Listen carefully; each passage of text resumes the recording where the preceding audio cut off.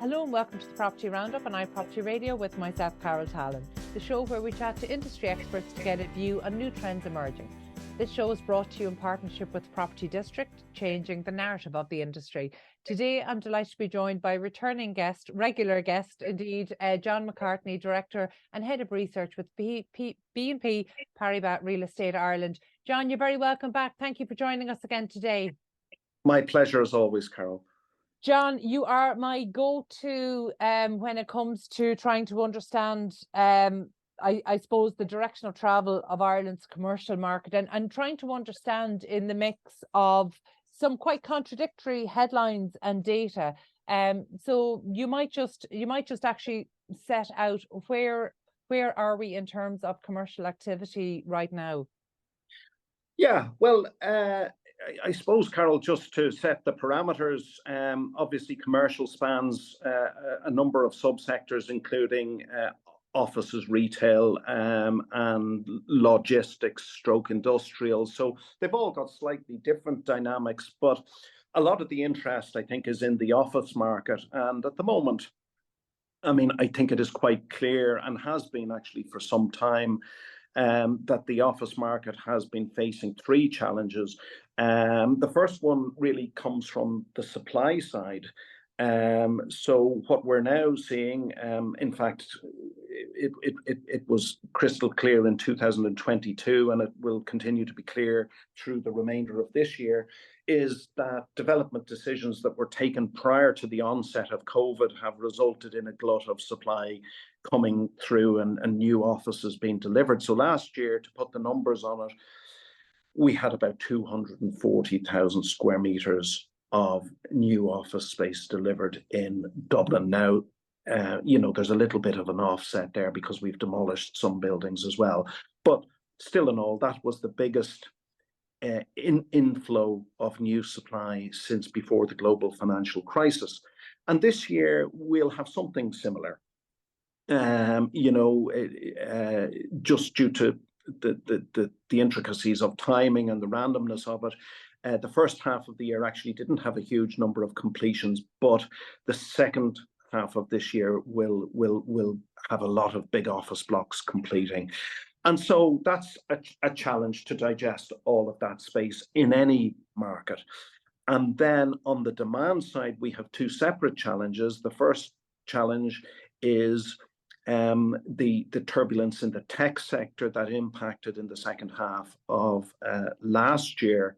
And I think we're sort of suffering the legacy effects of that. So again, just to focus the mind, a few statistics are in order. Tech companies accounted for 52% of Dublin office leasing between 2017 and 2019 inclusive. In quarter two of this year, that figure had gone down to 12.6%.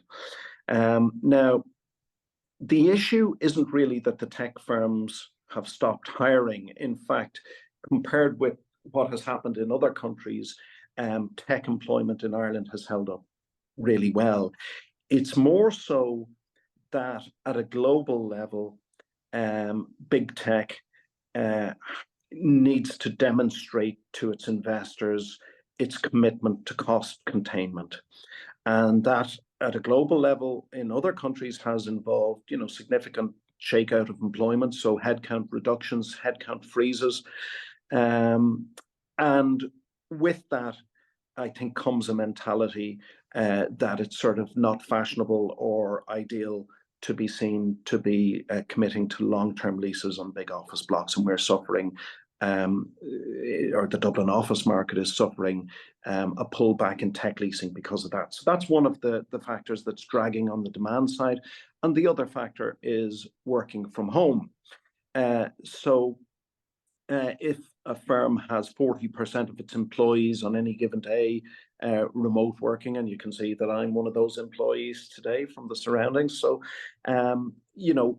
what that does is it really enables or facilitates firms to rationalize their office space and to reduce their office footprint relative to the number of employees they have.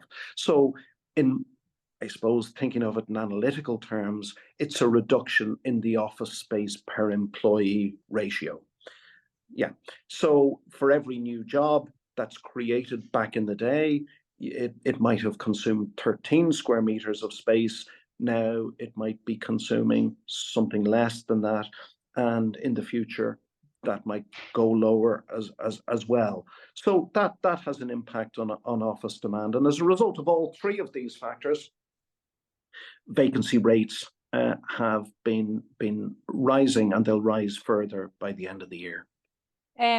Thank you, John. I genuinely always appreciate that you put things in a very logical context, and I think that makes it easier for us to understand and maybe see some of the patterns at play. Just to go back for my own benefit, kind of as a rule of thumb, you talked about how what we're experiencing on the supply side coming to the market is as a result of decisions made kind of pre-COVID. What is, as a rule of thumb, and I appreciate it varies, what is the time lag from decision to delivery in the marketplace? Yeah, well, the construction phase is normally, I think, about 2.5 years or something like that. Now, it varies, obviously, by the scale of the project, its location, what was on the site before and what needs to be done there, and also, you know better than me, Carol, that construction projects can run into unexpected snags on site that can delay things as well. But I think about 2.5 years sounds right to me as an average for the construction phase. But of course, before that, you've got all sorts of things that have to, boxes that have to be ticked. So you got to get your funding in place. You got to get your plans drawn up. You've got to make a planning application. You've got to get through the planning process, and all of those things just take time. So I think it's probably is it a 4 or 5 year window of time between the light bulb going on in somebody's head and the keys being handed over to the new tenant. Yeah, and actually that in itself is problematic, because we can see that actually the pace of change in the marketplace is such, and there are so many different factors for that. Obviously, the last 3 to 4 years have been exceptional. They've been unusual, but arguably we're going to see more exceptional circumstances in the future, and maybe in terms of development, we need to get faster. That actually there does need to, if not about getting faster, does there need to be some bit of agility around the plans? So a little bit like what we're seeing now with plans before breaking ground. Actually, we're seeing a change in planning and things like that. So maybe it's building in that agility. It's almost like a future proofing of development plans.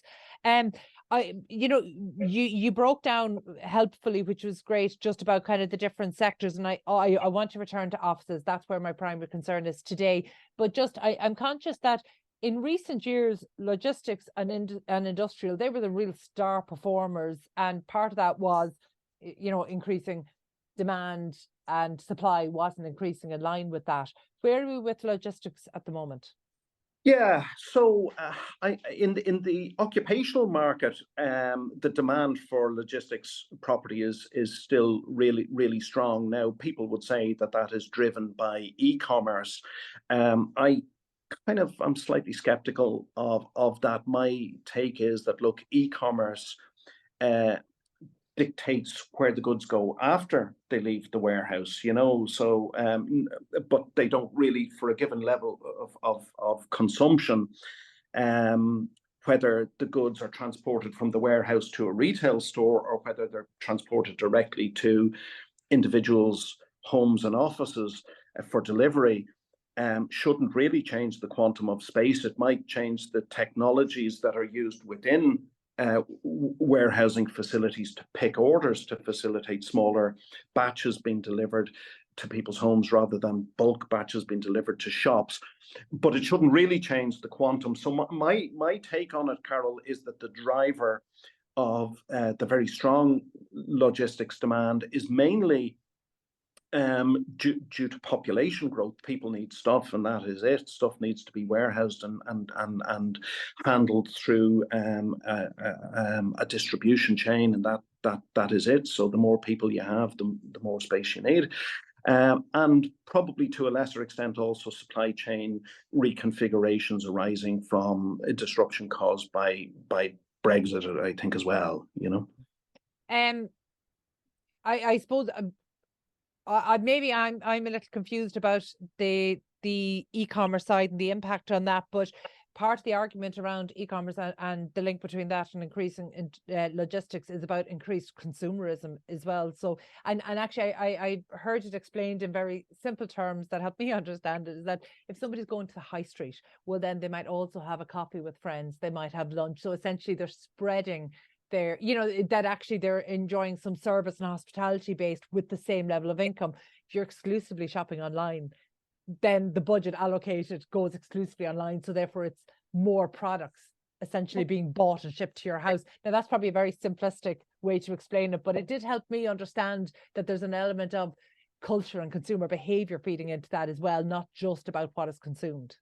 Okay, well, that's an interesting that's an interesting one that I actually haven't heard that before, Carol.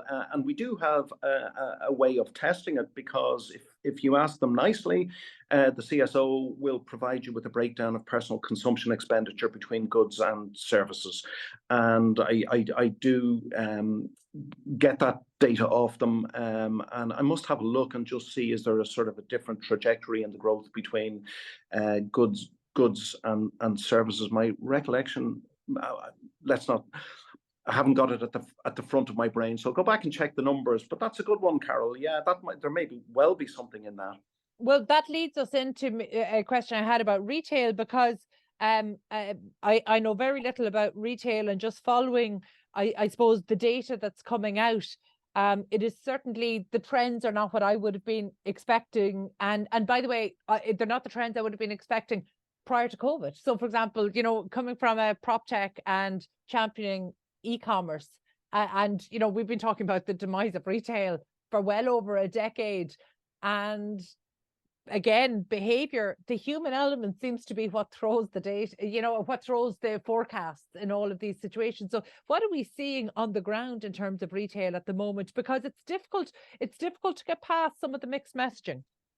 Yeah, it is, and indeed, only this morning we see that consumer sentiment, the index is just out this morning, and it's at its lowest point for 6 months. So I think consumers are somewhat nervous. I mean, I think a big part of what has happened in the retail sales index, which is in essence a measure of face-to-face retail activity, because it doesn't really include online in any meaningful way. I think part of what we've seen is that the collapse during COVID then led to a very sharp bounce back. So your year-on-year comparisons were disrupted, firstly in a downward direction, and then when you got to the 12-month anniversary of that sort of crash in retail spending, they bounced back in the other direction. So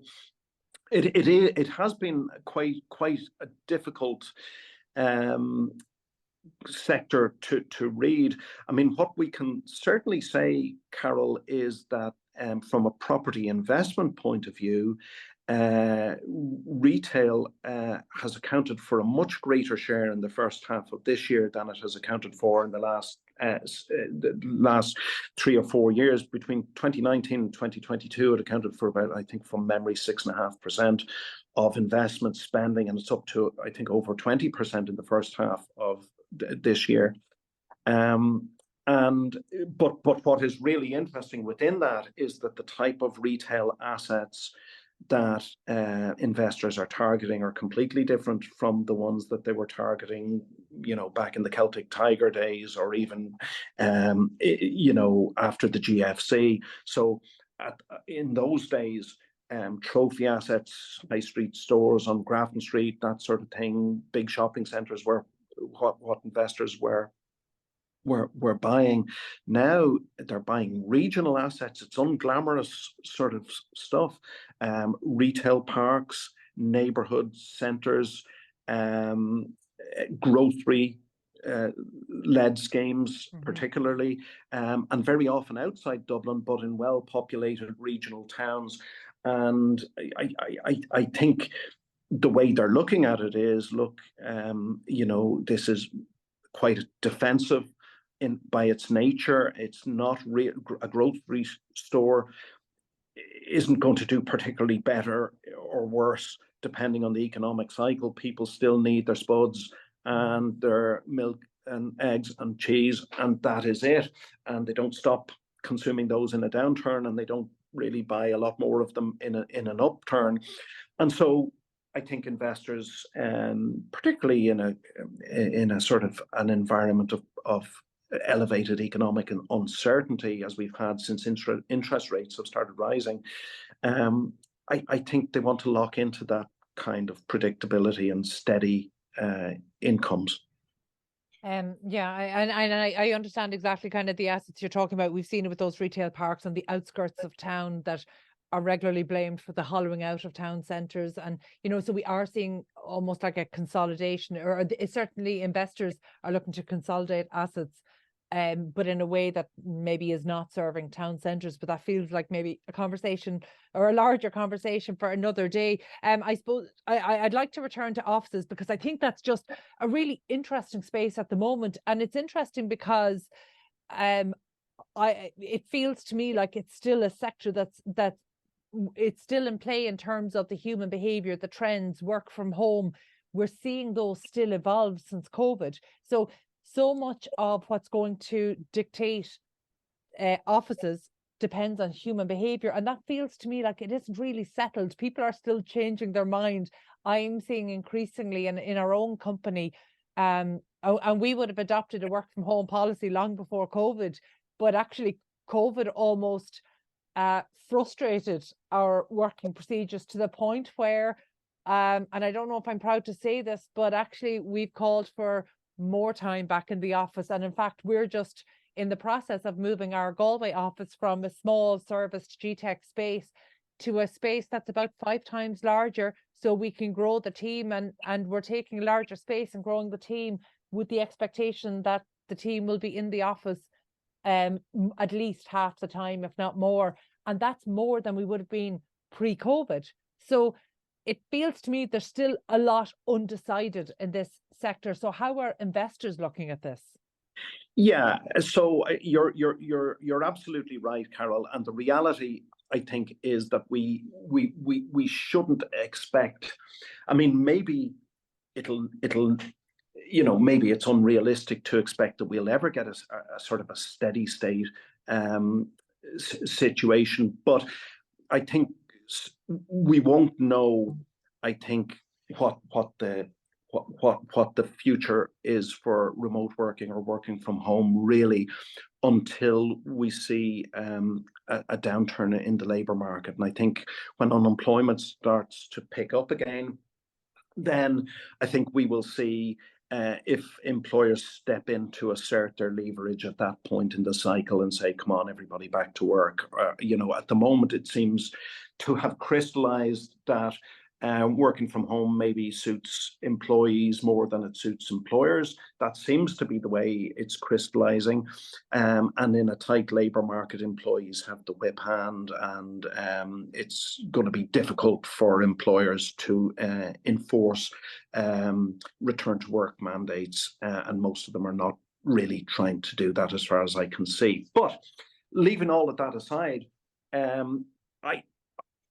while it's inherently an interesting topic of discussion, from the point of view of office demand, it's actually a fringe issue. So as I said earlier, the office space per employee ratio has pulled back a little bit since COVID. And that is because we've increased the number of service sector employees. But in the Dublin office market, for example, the occupied space in total hasn't risen by the same proportion. So on average, the office space per employee ratio has moved down from in or around 13 square meters per person down to, is it 11 and a half or something like that. So it's moved down a little bit. And obviously that does subtract from office demand, because for each extra service sector job that's created, instead of consuming 13, you're consuming 11 and a half, or whatever the exact number is. So it's a little bit less. And therefore, when you've got an oversupply, as we do at the moment, you've got a surplus of vacant space that needs to be digested by jobs growth.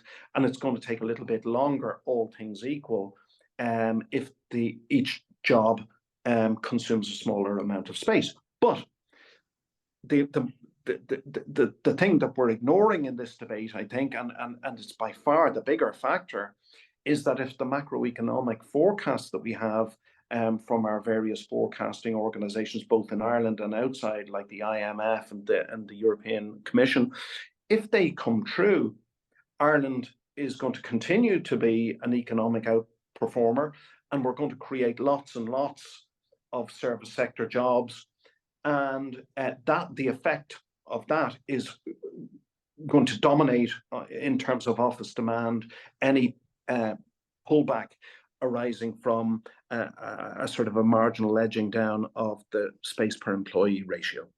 I think the space per employee ratio, it's an interesting metric. And I know you started the conversation around offices talking about, rationalizing and reducing footprint. But again, I'm always trying to think of things kind of in their most simple terms. And in their most simple terms, as humans, we know we're spending anywhere up to 90% of our time indoors. So if we're not in the workplace, where are we? Are we at home? And we know our homes are getting smaller, so therefore we don't have the same disposable area to turn into office spaces as such. So I know we've had the conversations about kind of the remote working, the other places that people are working.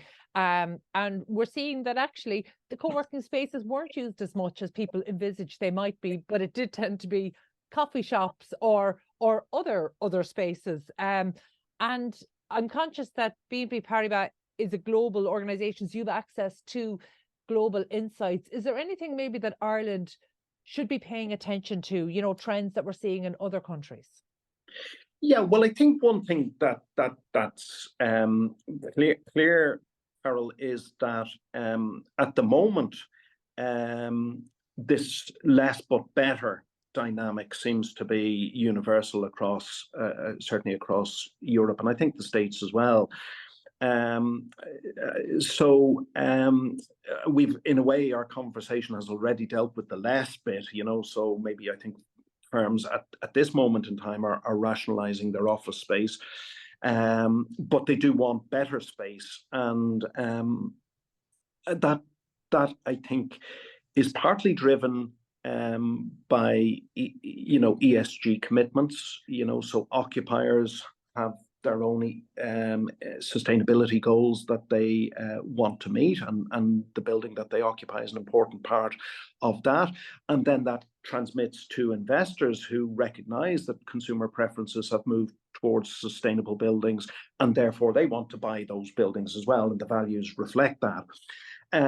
So I think that's part of it, but it's not the entire element of it, because I think the way firms are thinking about this is that if staff are off-site 2 or 3 days a week, perhaps, then you want to make it as good as possible for them when they're back in the office. You want to create an environment that's pleasant, welcoming, and facilitates interaction when you're in the workplace, rather than just sort of lining up at the desk and putting your earphones on and chomping away on the keyboard. John, I love the less but better argument. It's very Audrey Hepburn. And Sabrina Fair, she has this amazing, this great line where sometimes, sometimes more isn't better, it's just more. And it's very true, and it's something that we've used a lot here. And it's maybe something that hasn't filtered down into real estate delivery as such, but I think when we're talking about the quality of the workplace, it has to be part of the conversation of the changing expectations from the workplace. Yeah. And I think that's a conversation that's still unfolding. But I'm very conscious of your time. So before we finish up today, just in terms of our expectations, we're now we're almost on the cusp of Q4 for this year. I can't believe this year has flown by so quickly, but I know. We're really looking into 2024. What are the expectations? How are you advising your clients in the wider market? Yeah, well, I'm quite upbeat actually about commercial, so, what I've observed over the years, Carol, is that, cycles are inevitable. Commercial property markets are cyclical all over the world. It is absolutely universal, and the drivers of those cycles are universal. So cycles are inevitable, and when we get to the beginning of a downswing, for whatever reason, I find that there is a cultural reticence about being upfront about that, and we sort of try, and BNP Paribas is Europe's biggest bank, and we sort of try and just ensure that we call things straight. So we have been saying sort of for 18 months that we were entering into a downswing, and I think the market took a bit of time to catch up with that. And it was really only when it became absolutely obvious within the metrics that vacancy was rising and that rents were under pressure and so forth that the market sort of caught up with that narrative. But actually, by the time the market is catching up with that narrative, what has often happened is you're kind of nearly at the point where the market has bottomed out and you're on an upswing, and the commentary in a way is only getting its head around the fact that they're in a place where they can begin to communicate some bad news. And in fact, the bad news has already passed. So I think we're actually within touching distance of the Dublin office market bottoming out. As I was saying earlier, last year was a big year for completions. This year will be another big year for completions. But after 2023, then the pipeline of completions reduces quite considerably. I think the demand side factors that are dragging on the market will certainly, I think that the tech one will gradually abate. I think that, over time, once the sector stabilizes and demonstrates that it's taken the cost cutting seriously, I think they will be in a position to begin leasing off office blocks again. The working from home, I think it's uncertain, but it's not the big factor here. The big factor for Dublin is going to be the jobs growth. So my take on it really is that the vacancy rate is going to rise between now. By our calculations, it's about just over 12%. I think it's going to hit 15.5% at peak. That'll be later this year or early next year. And then at that point, you will be left with a sort of an overhang, I reckon, of around 200,000 square meters of vacancy above and beyond what would be consistent with rental growth. And therefore, it's just a matter of how quickly that surplus of vacant space gets digested. It might be a little bit slower because of the working from home, but equally, I think if the macroeconomic forecasts are correct, we're going to create enough service sector jobs to ensure that that gets digested pretty quickly. So my expectation, and it is all predicated on the macro forecasts being correct, but my expectation is that we'll see rents, I think, coming under further pressure for the remainder of this year and probably the first half of next year. I think in 2025, rents will stabilize and we'll begin to then be back into rental growth in 2026 as that vacancy overhang, which is relatively modest. I mean, in 2010, we had an overhang of well over 400,000 square meters above and beyond the natural vacancy rate. When the market hit rock bottom, it'll be less than half of that this time. So I'm pretty positive about the market without denying in any way, shape or form that we're in the downswing of a cycle at present. I think that's a good note to finish on there, that we're almost within touching distance of the bottom of the Dublin office market. So that will be an interesting one to watch into the middle of next year. Thank you so much for being so generous with your time. As always, that was John McCartney, Director and Head of Research with BNP Paribas Real Estate Ireland. And thank you indeed for joining us and for sharing those valuable insights. My thanks, as always, to our show producer, Katie Tallon, and to the production team at Hear Me Roar Media. Also, huge thanks to the show sponsor, Property District, changing the narrative of the industry. If you enjoyed this episode, please be sure to subscribe to the podcast and check out all of the other real estate and construction shows on iPropertyRadio. And thank you indeed for tuning in. We'll catch you on the next episode of the Property Roundup on iPropertyRadio.